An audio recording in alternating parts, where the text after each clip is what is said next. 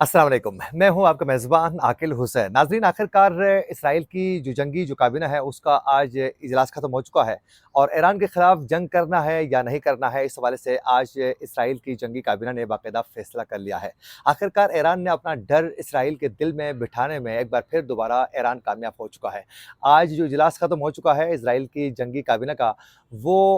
अजीब-व-गरीब किस्म के फ़ैसलों के साथ हो चुका है और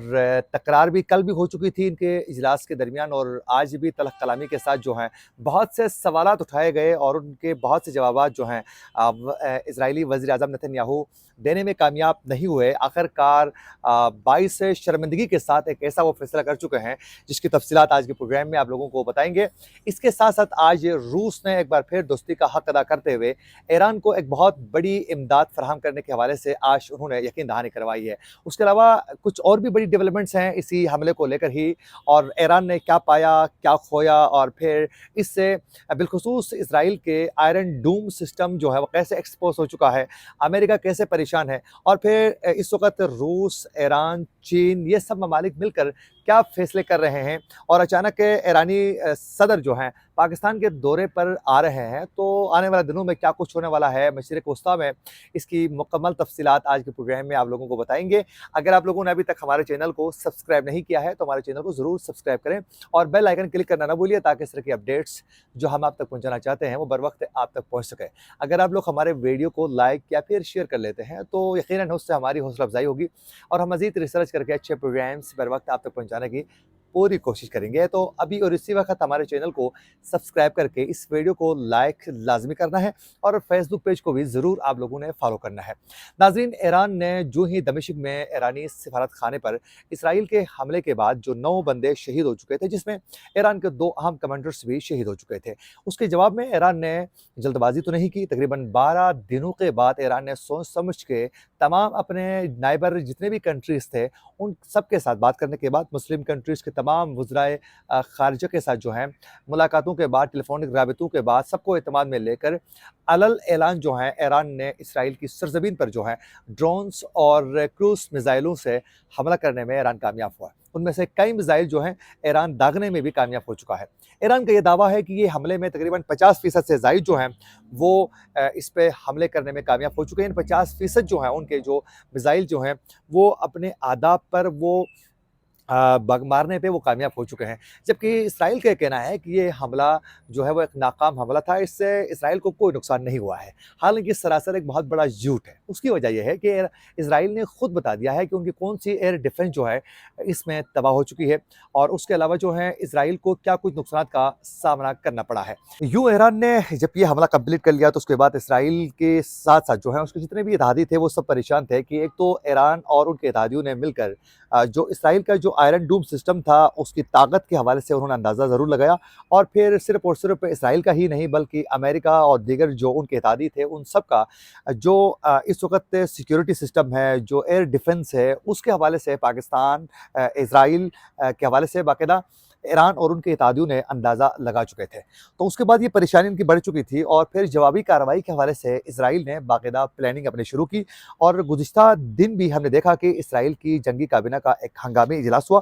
उस इजलास में फ़ैसला नहीं हो सका क्योंकि इजलास में नेतन्याहू से बहुत से लोग जो हैं उनके जो मरकज़ी जो लीडरशिप है उनमें से बहुत से लोग बहुत तल्ख़ सवालात पूछ रहे थे। उन सवालात में से एक सवाल तो बड़ा अहम ये था जो नेतन्याहू से बार-बार पूछा जा रहा था, और एक दूसरे से वो पूछ के तलख़ कलामी तक बात पहुँच चुकी थी कल भी, और इख्तिलाफ़ात बढ़ चुके थे कल भी इसराइल की जंगी काबीना के दरमियान। उनमें से एक सवाल अहम ये बताया जा रहा था कि हमने तो गज़ा के अंदर बहुत बमबारी की, लोगों को बहुत ज़्यादा मारा, उनकी इमारतें तबाह की, लेकिन उसके बावजूद भी हमारा छोटा-सा जो एक दुश्मन था हमास, उसको ही काउंटर करने में अभी तक हम कामयाब नहीं हो सके हैं। और साथ-साथ ये भी बताया गया कि अभी तक हमारे तकरीबन 150 से 200 के करीब जो हमारे कैदी इस वक़्त हमास के पास हैं, उनको ही छुड़ाने में अभी तक हम कामयाब नहीं हो चुके हैं। तो इसका मतलब ये है गज़ा में हमने तबाही तो ज़रूर मचाई है, लेकिन हमास से हमने अपनी जीत यकीनी बनाने में कामयाब नहीं हुए हैं। ये हमास के हवाले से वो ज़िक्र करके साथ-साथ ये भी बता रहे थे कि अगर हम हमास को अभी तक काउंटर करने में कामयाब नहीं हुए हैं, तो इसका मतलब है कि फिर तो हम हिज़्बुल्लाह को तो किसी सूरत जो है वो काउंटर नहीं कर पाएँगे। फिर हिज़्बुल्लाह की अगर बात की जाए तो फिर ईरान को कैसे हम शिकस्त दे सकते हैं? तो फिर ये कल भी काफ़ी इख्तिलाफ़ात के बाद इसराइल की जंगी काबीना का इजलास ख़त्म हो चुका था। आज दोबारा ये इजलास शुरू होने के बाद जो है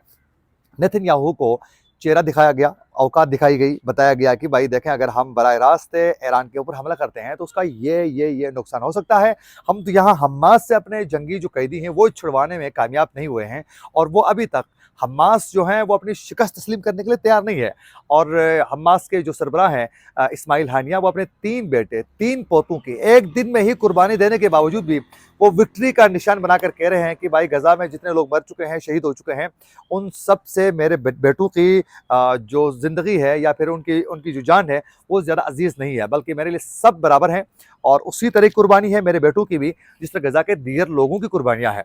तो वो अभी तक हमास को शिकस्त नहीं दे सके हैं। तो खैर मुख्तसरन आज उन्होंने ये फैसला कर लिया कि हम ईरान पर बराह रास्त कोई भी हमला नहीं करेंगे, बल्कि हम ईरान को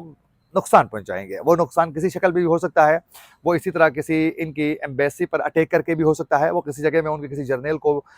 मार के भी, किसी कमांडर को भी इसी तरीके से वो मुख्तलिफ तरीकों से मार के इसका बदला ले सकते हैं। बराह रास्त अटैक करने के हवाले से इसराइल ने आज इसराइली एयर जो बाकायदा इनकी जो जंगी काबीना है उन्होंने ये फैसला किया कि हम बराह रास्त ईरान के ऊपर हमला नहीं करेंगे। कल शाम को भी ये बताया जा रहा था कि ईरान के ऊपर जो है इसराइल किसी वक्त भी एक बहुत बड़ा हमला कर सकता है, जिसके लिए इसराइल जो है बाकायदा इस वक्त सर जोड़कर बैठ चुका है और ये फैसला किसी वक्त भी करने वाला है। लेकिन आज ये फैसला उनका सामने आया है कि हम बराह रास्त हमला नहीं करेंगे। दूसरी जानिब रूस ने ये वाज़ेह कर दिया है कि अगर इसराइल और अमेरिका बराह रास्त ईरान के मामलात पर मुदाखलत कर लेते हैं और ईरान को नुकसान पहुंचाने की कोशिश करते हैं, तो फिर ईरान के एयर सिस्टम को मजबूत करने के लिए, फ़िज़ाई क़ुव्वत को मजबूत करने के लिए रूस बाकायदा ईरान को तैयारे भी फराहम करेगा जंगी, और उससे ईरान को मज़ीद मजबूत करने का प्लानिंग तैयार किया जाएगा। ईरान ने भी ये वाज़ेह कर दिया था कि अगर इसराइल बराह रास्त दोबारा अटैक करने की गलती कर लेता है तो ईरान इस बार 12 दिन वेट नहीं करेगा, बल्कि इसका जवाब फौरी तौर पर ही देगा। और ऐसा जवाब देगा ईरान कि इसराइल हमेशा याद रखेगा, और इससे ज़्यादा सख्त किस्म का जवाब आने वाला है। और ईरानी supreme leader Ayatollah Ali Khamenei ने ये वाज़ेह कर दिया था, और ईरानी सदर ने भी, और फिर उनके वज़ीर दिफा ने भी, कि हम ईरान के इस सरज़मीन के अंदर जो हैं इसराइल या किसी की भी हमले की हम